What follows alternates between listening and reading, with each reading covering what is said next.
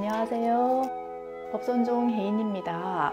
오늘은 충살에 대해 알아보도록 하겠습니다. 충살은 천간의 충과 지지의 충으로 나누어집니다.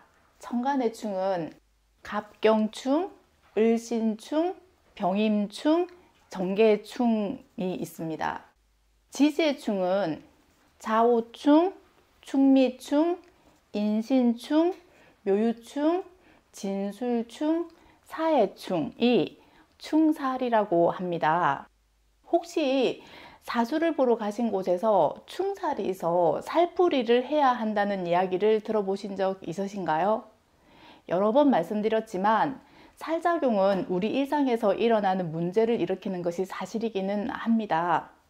하지만 살은 한 가지로만 가지고 단순히 살을 풀어야 하는 것이 아니라는 사실을 언급해 드린 바 있고, 그러니 충살이 있다고 하여 모두 살풀이를 해야 하는 것은 아니라는 것 미리 말씀드리겠습니다. 충살로 인해 살이 발동하여 아주 위험하게 되어 있을 때가 있습니다.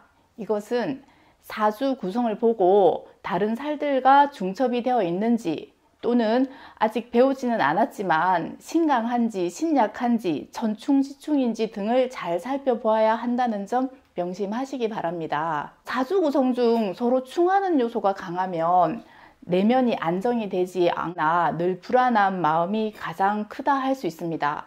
그 불안함을 타고 좀체 한 곳에 뿌리를 내릴 수 없는 것, 이것이 가장 큰 문제인 것이죠. 심적인 안정을 취하려고 해도 자신을 치려고 하는 기운이 강하기 때문에 마음이 늘 불안한 것입니다. 상대방과의 협력보다는 밀어내는 작용이 강하기 때문에 가족이나 주위 사람과의 관계도 좋지 못합니다. 이사도 자주 가게 되어 있고 직장도 자주 옮기게 만드는 작용이죠. 역마살과는 다른데요. 역마살은 움직이는 힘이 강하여 이동하기를 원하는 자발적인 움직임이라고 하면, 충살은 한 곳에 뿌리 내리고 싶으나 자신을 치는 충하는 기운이 들어와 좀체 한 곳에 뿌리 내릴 수 없는 타의적으로 일어나는 현상이라고 할 수 있습니다. 사주가 연, 월, 일, 시 이렇게 천간 4개, 지지 4개로 있는데요. 이것이 팔자이죠. 태어난 년과 태어난 월이 충한다면 조상과의 인연이 박하다고 할 수 있고, 태어난 월과 태어난 일이 충한다면 부모와의 인연이 박하다고 할 수 있습니다. 태어난 일과 태어난 시가 충을 한다면 형제나 자식과의 인연이 박하다라고 할 수 있습니다. 충은 이렇게 붙어 있어야지만이 충이 되고, 이곳이나 이곳, 이곳이나 이곳 이렇게 멀리 떨어져 있다면 충작용은 하지 않는다라고 볼 수 있습니다. 천간과 지지 동시에 충을 하는 것을 천충지충이라고 합니다.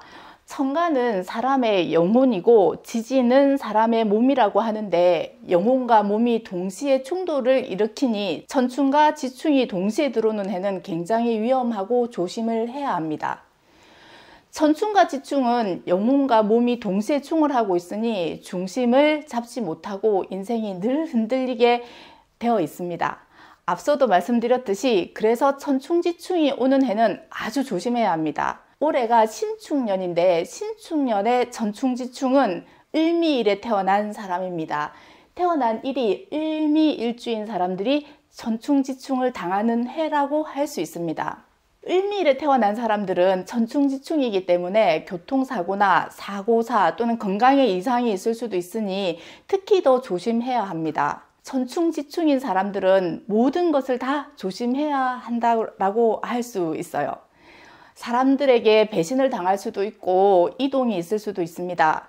천충지충은 반드시 충으로 인한 그 파편으로 손해를 볼 수 있다는 점 유의하셔야 합니다. 또 한편으로 장점이 있다면 합이 강하여 인연에 끌려다니거나 피해를 보고 있을 시 천충지충으로 인해 그 인연이 단절될 수도 있고, 한 곳에 묶여 있는 경우 오히려 이동을 함으로써 더 잘 풀릴 수도 있는 장점이 있기도 하지만, 천충지충은 분명 천간인 영혼과 몸이 동시에 흔들리는 해이기 때문에 각별히 조심을 하셔야 합니다. 사주 원국에 충이 많은 사람은 무엇을 조금 하다 보면 충하는 기운으로 인하여 인내력 있게 할 수 없게 되어 있습니다. 끈기력이 부족한 것이죠. 특히 연기둥과 월기둥, 월기둥과 일기둥 등이 충월을 하고 있을 때는 무엇을 간신히 성취를 하였다 하더라도 충하는 기운으로 인하여 그것이 자신의 것이 아닌 양 포기해 버리기도 합니다. 어떤 목표치가 있는데 그 목표치에 도달하기만 하면 인생이 날개를 다는 것이라고 말하는 직업이나 대학을 갔더라도 그곳에서 정착하지 못하고 포기해 버립니다. 그러니 제3자가 보면 도저히 이해되지 않는 부분인 것이죠. 극악이 어렵다는 때에 갔는데 입학하고 나서 학교에 적응하지 못하고 학업을 그만두는 경우가 이런 경우일 테죠. 사주 원국에 충이 많은 사람들이 바람기가 있다면 이 남자 저 남자 이 여자 저 여자 만나며 인생이 쓸려다니면서 망가질 수도 있고, 또한 충이 많은 사람들이 이런저런 생각이 많다면 불면증에 시달리기도 합니다. 그러니 충살이 강한 사람들은 마음을 어떻게 안정시키느냐가 관건입니다. 충하는 데 생겨나는 이 기운을 얼마나 잘 다스리느냐가 중요하게 되어 있습니다.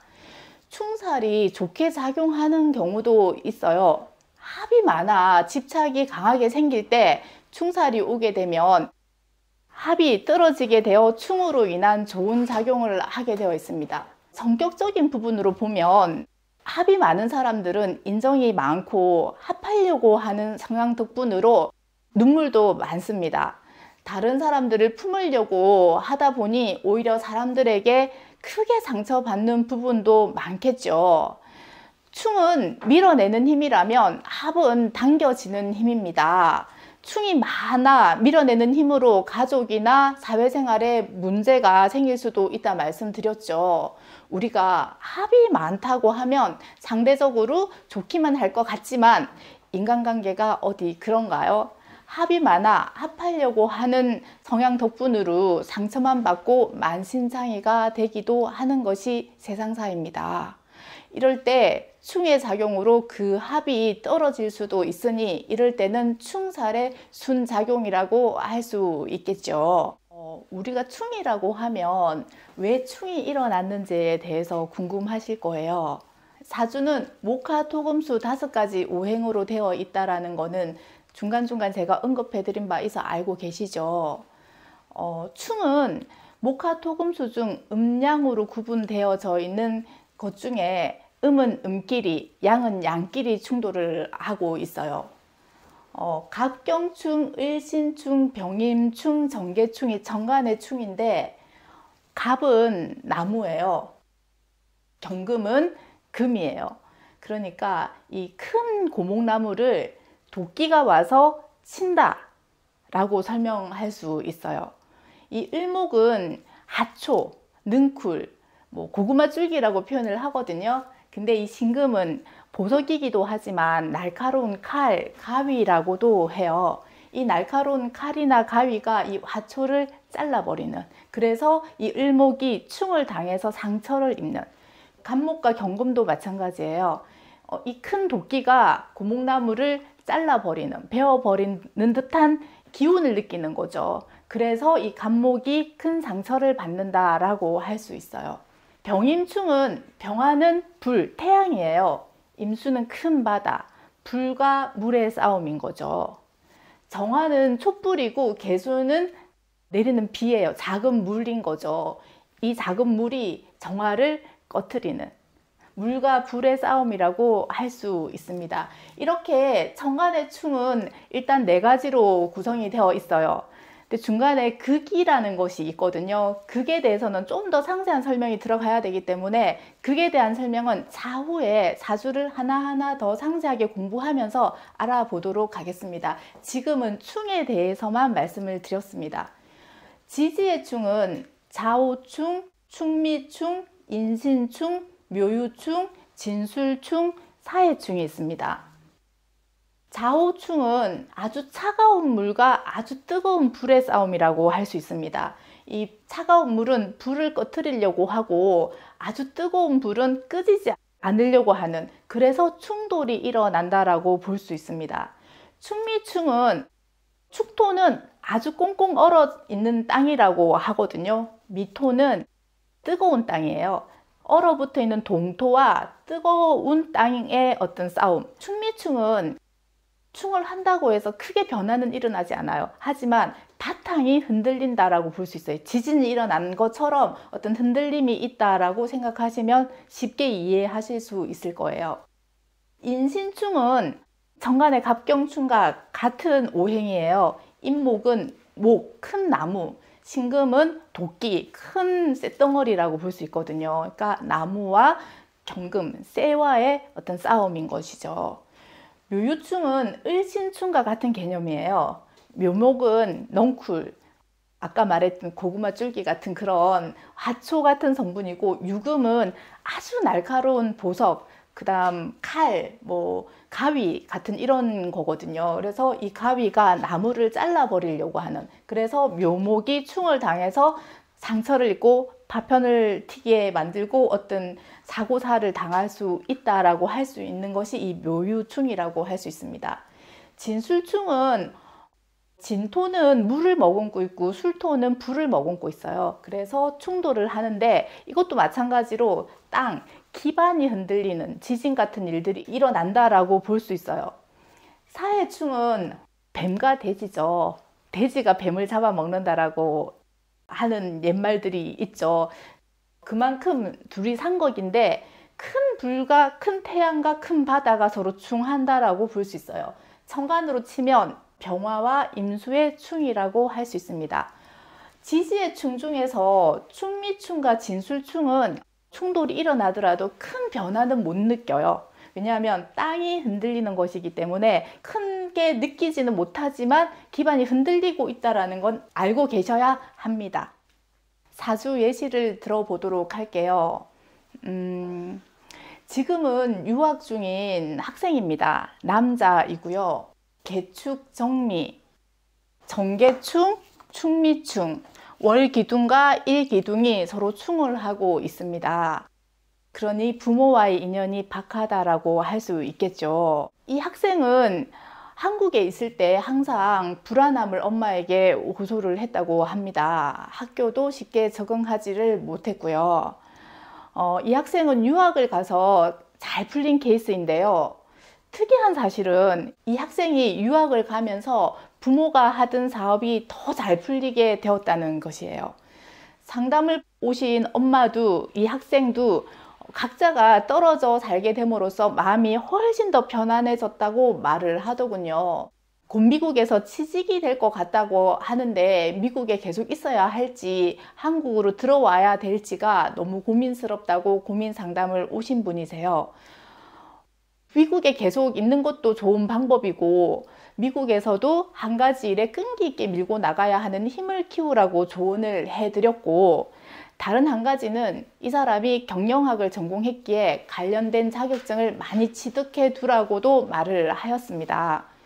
충의 작용으로 언제라도 이동이나 변동이 있을 시 다른 직업을 찾을 수 있는 자신의 능력을 키워야 한다는 조언도 같이 해드린 것이죠. 이것처럼 충살로 인하여 조금채 자리를 잡지 못하지만 외국을 나감으로 인해서 그 충살의 작용을 살짝 피하고 있는 그런 충살의 대표적인 상황이라고 할 수 있겠습니다. 오늘은 충살에 대해 알아보았는데요. 이 충살의 핵심은 어떤 성과를 오래 유지하지 못한다는 것에 있습니다. 끈기와 인내심을 가져야 하고, 한 가지 목표를 가지고 끝까지 밀고 나가는 힘을 키우는 것이 포인트입니다. 자기 나름대로 마음의 중심을 잡을 수 있는 방법을 터득하는 것도 좋겠죠. 예를 들어 기도를 하거나 흔들리는 마음을 바로 잡아줄 수 있는 진언도 좋습니다. 명상 및 장년불 등이 충살을 피하는 좋은 방법들이라고 할 수 있습니다. 오늘은 충살에 대해 알아보았습니다. 감사합니다.